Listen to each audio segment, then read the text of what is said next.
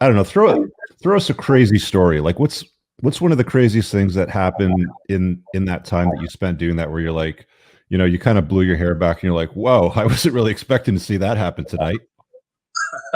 Well, I kind of thought of a few of my stories, and I always relate back to my first year.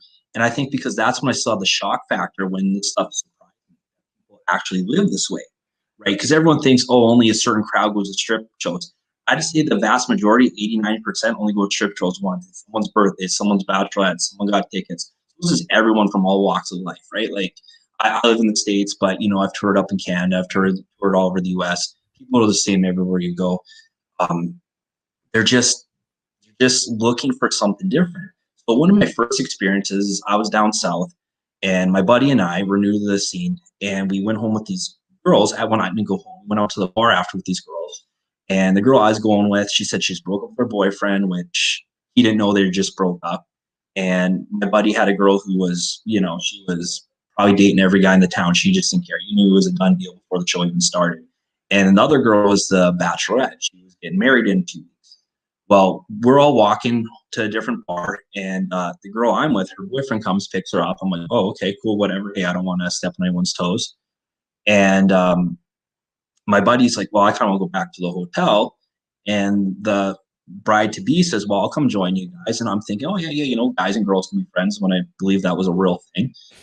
So we go back to the hotel, and she's like, can I hang out in your room? Well, they go do their thing. I'm like, yeah, absolutely. At this point, I see no problem in it, right? I have platonic female friends.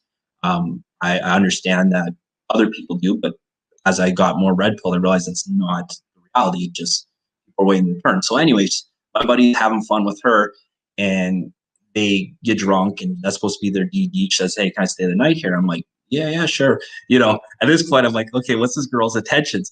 Well, as the night progresses, well, she wasn't engaged anymore, and whatever happened, and fall asleep, and I wake up to this phone call, and she tells me to be quiet. It's her fiance calling from Minneapolis, saying he couldn't get a hold of her all night, and she's like, "Honey, I went to bed at 10:30 after the show. Where have you been? I've been worried sick."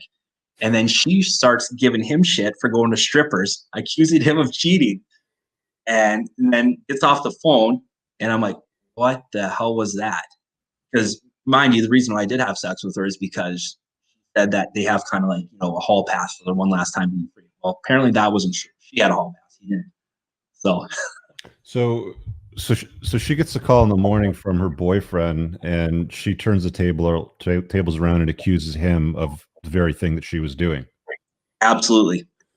I always tell you guys, when somebody points the finger at you, they've got three fingers pointing back at themselves. Okay, question that always. Yeah.